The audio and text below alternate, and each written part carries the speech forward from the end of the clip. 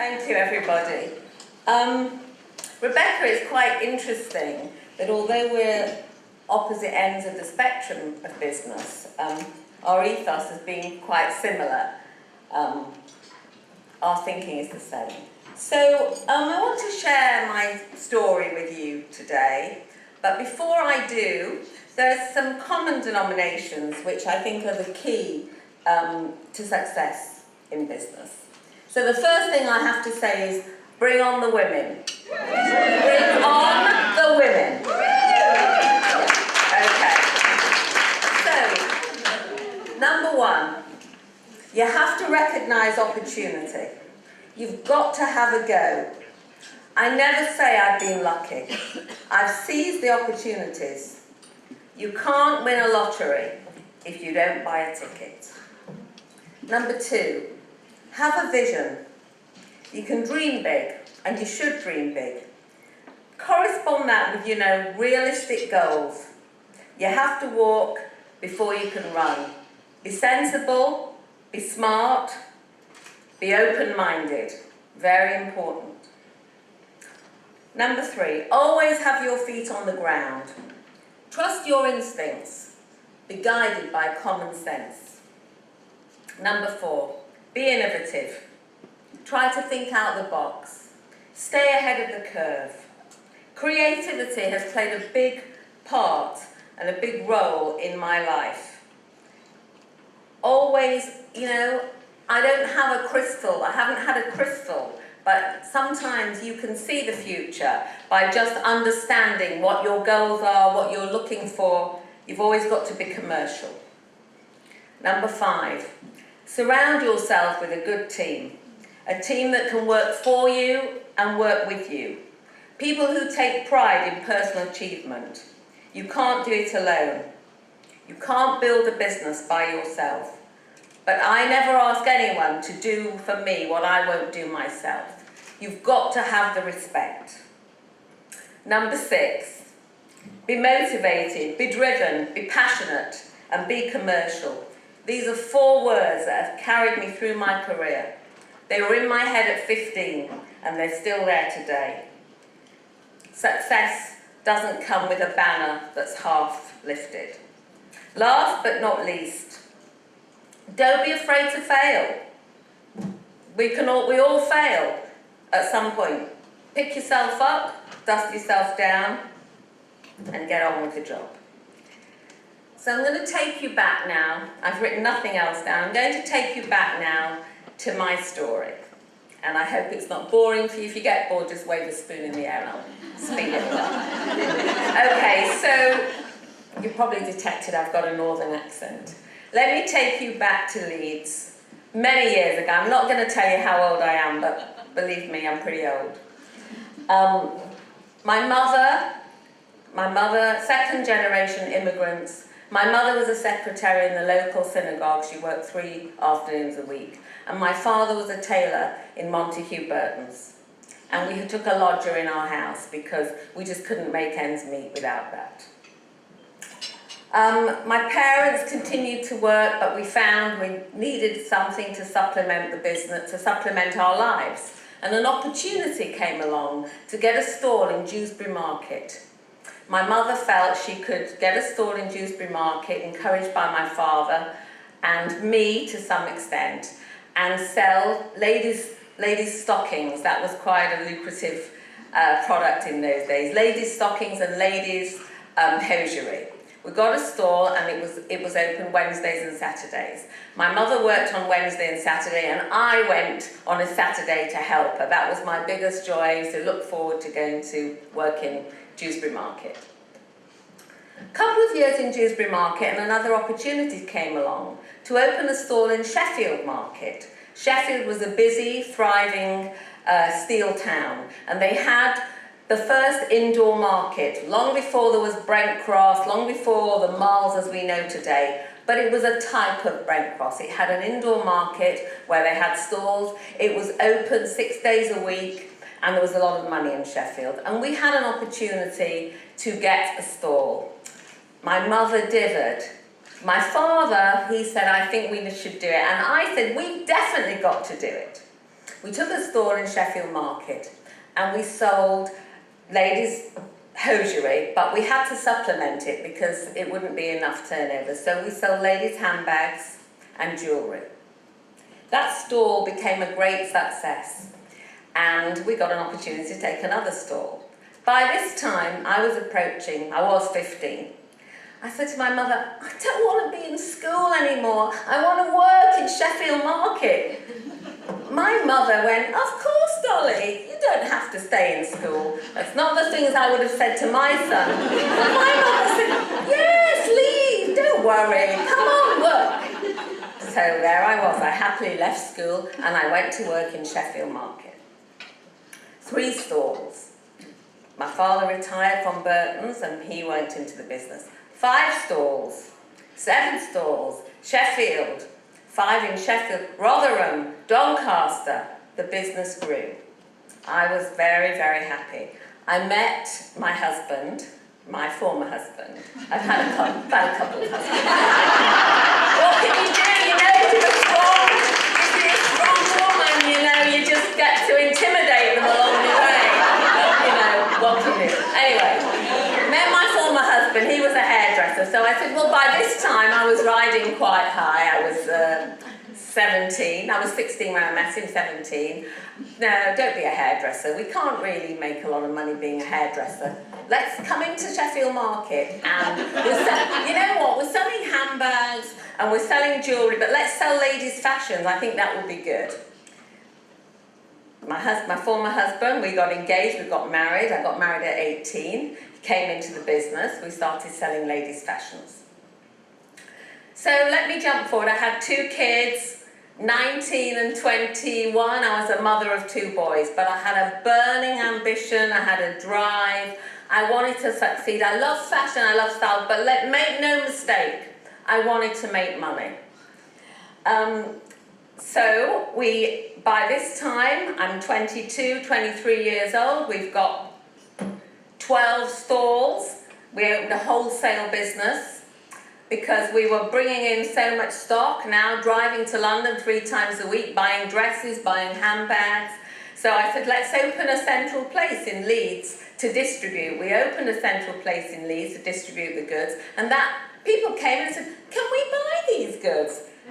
So my ex-husband said, no, this is for our shops. I said, no, of course you can buy these goods. Of course, just buy more. Anyway, had 13 shops, had a wholesale business, and it was all going swimmingly well. And I had a friend, I was buying quite a lot of stuff in London. I had a Chinese friend, and he said to me one day, he said, Linda, you know, why don't you go to Hong Kong? I have got a colleague in Hong Kong, and he was the main supplier and exporter for Freeman's mail order, because in those days you needed quotas to bring anything into Britain. And he said, Freeman's mail order have just opened their own office and he's looking for a customer. So he said, you know, you've got 12 shops now. I have 12 shops and a wholesale. Why don't you go? And I've always had, let me tell you ladies, the odd gentleman that's here. I've always had a creativity. I love fashion, I love style, and I always sort of knew what I wanted when I went buying. I could always pick winners, and I can't ever say that anybody can learn that, because you can't, there are some things you can't learn. So anyway, off I go to Hong Kong and I meet the gentleman, and he said to me, by this time I thought, well, I've got 12 shops, I've got a wholesale, so I can buy 2,000 or 3,000 of a style. I hadn't at that time thought of starting an importing business, but I just thought I can buy what I can service my own business. And I went round to factories and I saw a lot of designs and I thought, well, I like this, but I'll just change it. I like that, but I'll just change it. And I made a range, and then I thought, well, I've made this range, so maybe I should build a brand, see if I can make a brand. It needs a name because it's got to have identity. So I thought, I'll give it a name and I'll just see what happens. I know I can sell what I can buy. And I thought, well, so my ethos was I wanted to do knitwear, I wanted to concentrate on knitwear because that was my passion. And I wanted it to have a theme because I think it's very important. Everything in life should have an identity. You know, you've got to have a goal, you've got to have a vision. And I wanted feminine, I wanted it to be pretty, I wanted it to be something that I thought women would love. So I thought the name should be feminine too. And I thought of the name Honeysuckle. I thought it was a feminine name. So that was the name I put on the brand. I went back to Leeds, I brought my range of samples back, and I hung it in my Leeds warehouse in North Street. Well, when I hung the samples up, all the customers came and said, "Where are these? Where can we get these?" Well, I said, "Well, I'm bringing these in," just to jump a little bit. By the time the stock came in, every single piece was sold out. I was like, my God. I went back to Hong Kong and I did the winter season. So the winter season was a little bit different because I'd been in Hong Kong for the summer season, that was t-shirts. So my agent said, "We have to travel to Korea, Linda." I said, "Oh, Korea, where's that?" "Oh, don't worry, 3 hours, okay." Nobody prepared me for Seoul, Korea. One hotel, curfew, everyone's off the streets at 8:30 at night till 5:30 in the morning, and women are just second-class citizens. So my agent said to me, "Linda, it's not that easy here for women, but don't worry because, you know, they'll think you're a bit like a man." Actually, so I didn't really know whether to take that as a compliment. I think he meant it as a compliment.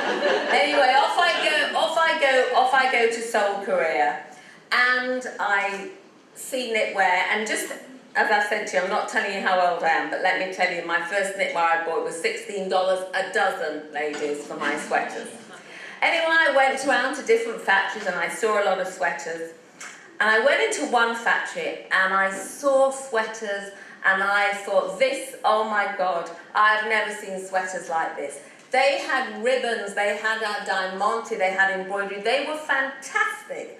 And I said to the boss of the factory, I said, "I want to buy these sweaters for England." And he goes, "No, you can't buy these sweaters for England." So I said, "What do you mean I can't buy them for England?" He said, No. These sweaters belong to a Korean designer called Maria Kim, and she's got them for New York. So I said, "Well, I want to buy them. I want to buy them for England." He said, No. I said, "Well, where's Maria Kim? Let me meet her." He said, "No, she's in New York, but Nam Ho Kim's here." So I said, "Okay, who's Nam Ho Kim?" Her husband. So I said, "Okay, let me meet him." So he said, "Well, I don't know if he'll meet women, you know, he's not really." So I said, "What do you mean he won't meet women? I want to meet him." Anyway, I met Nam Ho Kim at breakfast the next day and I did a deal with him to buy these sweaters for England. I'm telling you this because it's part of the launch of what became sort of a major part of my life. So I did my trip in Korea. I now had these sweaters that were part of my range. I'd been to Korea, I'd been to Hong Kong, I'd been to Taiwan. I brought back my winter range. And I realized I couldn't just keep this range to Leeds, to my warehouse in Leeds. So I said to my sales guy, "I think we better take a stand at the London Fashion Fair and we better show this merchandise." So we get a stand. I had the smallest stand in the London Fashion Fair, the smallest, and I filled it with these sweaters. Well, let me tell you, if you think you can drown in failure, you can drown in success. And I really thought on my stand that I was going to drown in success. I had every multiple in the country on my stand wanting my sweaters. "Well, where can we buy it? Where can I stand from Leeds?" "Leeds? We don't go to Leeds." I not only had it, but I had six. Some of you in this room will know when I say CNA, some of you won't. But let me tell you, I had the Brennick-Meyer family from CNA on my stand. This little stand, and I'm thinking, oh my God, so what am I going to do? Because Leeds, it's not, you know, so don't worry. So I could see that I very quickly had to catch up with the success of my brand. So I opened a showroom in London. I launched, Honeysuckle was the launch of a very major part of my life. I became probably the leading, I would say, one of the leading brands in UK. I supplied every major retailer in the UK. I opened an office in Hong Kong, and I had a very, very successful brand. I ran my business along with the shops. I still have the shops. I ran that business for 3 or 4 years, and then I was approached by a company called Brown and Jackson. Phoned me up one day and said, "We want to buy your business." So I said, "What?" "Yeah, we want to buy your business." So I thought, well, my former husband, he said, "Well, let's sell it." But it was my baby. But Brown and Jackson said to me, "You know what, Linda, don't worry. Look, you can run the business. We will not stop you being you. We'll just buy it, and you can get £3 million and carry on running the business." And I thought, okay, that doesn't sound so bad.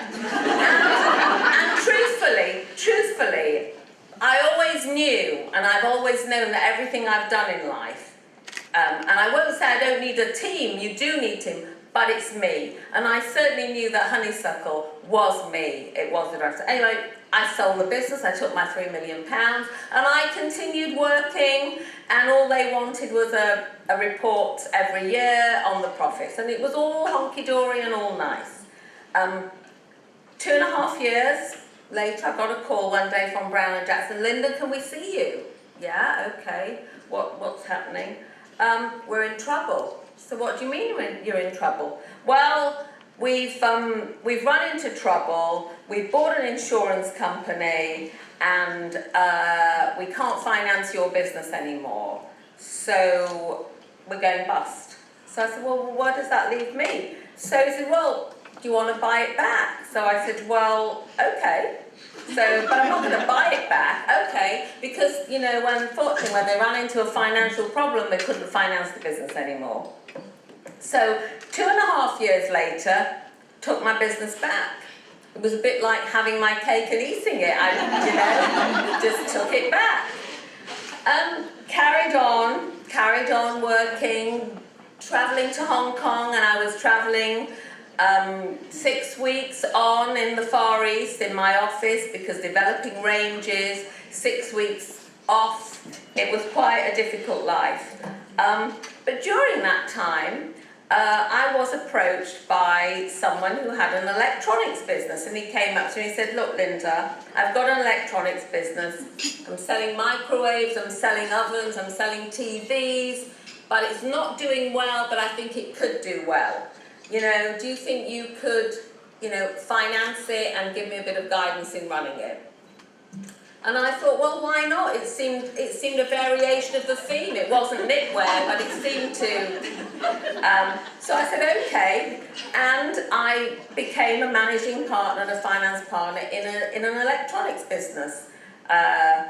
So that electronics business evolved out of the Far East, and I didn't really get that involved with the product, but I always know what's commercial, and we developed that business. Just for anyone who might be interested, at that time, that was the time when I met Alan Sugar.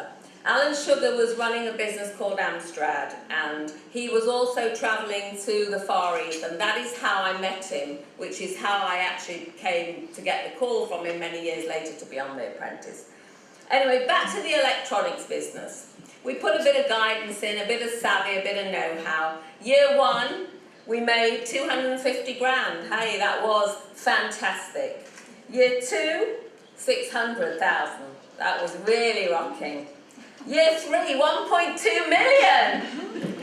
Get a call from a company. "Hi, do you want to sell Nikkei?" "Whoa, sure, we want to sell Nikkei." So, sold Nikkei for a substantial profit. 3 years, not bad. I then, the merchandiser who was my partner, he continued on with the business. I exited because we sold to another major company. I mean, it's just by the by, they never made another penny after that, but... Anyway, back to the Honeysuckle story. We're still going along with Honeysuckle. It's still doing well. It's making a nice profit every year. Someone said, you know, Anita Roddick, she floated body shop. What's this? This woman's danced across the floor of a stock exchange. Someone said, do you want to float Honeysuckle? Float Honeysuckle, okay, what's that? What's in, well, you float it, you become on the stock exchange, you keep 65% of the shares, you sell a percentage, you get £2.5 million. How does it sound? So I said, well, can I just still run it like I'm running it now? Yeah, of course, just make a few statements to the shareholders and off you go. So I thought, okay, let's float. Let's go, we've sold it, we're floating it. It was a boomerang, it always came back to me. Anyway, I floated Honeysuckle, and that was a very successful time. We continued to make money. And then, you know, all good things have to come to an end. I'd run Honeysuckle for almost 27 years. I travelled to the Far East, to Bangladesh, to Pakistan, to India, to any hellhole that popped up. I travelled there. And I felt 27 years later, I got a divorce, but before I got a divorce, I had a baby. My life changed quite substantially, so I thought, well, maybe it's finally time, as much as I didn't want to retire from the fashion business. And I also had a baby that I wanted to bring up, and I wanted to spend more time with him. So retirement from the fashion business happened. But retirement for me was never on the cards. Never was, and I hope never will be. So I got involved in property business, developing high-end real estate. So we'd buy the properties and we would refurb them and sell them. And I believe, you know, in life, not everyone has a vision, so people need to be presented with what they love. So my ethos for the houses was, when we bought the houses and when we refurb them, let's dress them. So when the people walk into the house, it's beautiful, it's completely done. They don't have to think about a thing. And that's what I did. I dressed the houses. And then I thought, well, then everyone who bought the houses said, oh, we loved the way they'd done it, everyone wanted the furniture. So I thought, well, maybe there's a business here, you know, because by this time I had moved from Leeds I was living in central London, and central London attracts a lot of foreign investment. And people come from abroad and they haven't got the time. So I thought, well, maybe I'll start a business that's an interior design company, but it's niche, because it's just for people who really want everything done. Cash rich, time poor, want to meet a company that can do the whole job. And so I started a business called Home Run, which is my interior business. And we just work for people who want to have a total job done. It's got an interior arm, it's got a project development side, it's got a quantity surveying side, it's got everything. And I've got 12 girls who run that, and I continue to run with my own team our own property developments. So I have moved along, and as I said to you, you don't know where life's going to take you. Life is full of opportunities. I don't know where my life's going, but I embrace what's happened. I'm now running Home Run. I'm now running a property development company. And then last year, one day, I get a call from Alan Sugar, and he goes, Linda, I need a new interviewer on The Apprentice, but I need someone who's going to dig deep, someone who's going to expose the candidates, someone who's going to give me good television. So I thought, well, I don't know if I can do that, but I'll have a try, because by this time I've done fashion, I've done electronics, I've done interior design, I've done property development. I ain't got a GCE, I ain't got an O-level, I ain't got a single qualification to my name. So, you know, hey, why not? I'll go on to The Apprentice and I'll see if I can interview the candidates. I can only be me, which I did. So I went on to The Apprentice. Anyone who saw me and thinks I'm the Queen of Mean, hope I've changed your mind this afternoon. I'm not the Queen of Mean. But I did have to give Alan good television, and I hope I did, and I hope I've given it again when you see me this year. So, girls, ladies, women, you're all in business here. Just for me to conclude, if you're sourcing textiles, if you're designing fashion, if you're buying residential property, if you're trading in electronics, if you're interior designing houses, if you're interviewing candidates on The Apprentice, you know, the fundamental concepts of success. Believe in yourself. Yes, you can. Have your goals, have your drive. And I'm living proof you can do it. Thank you.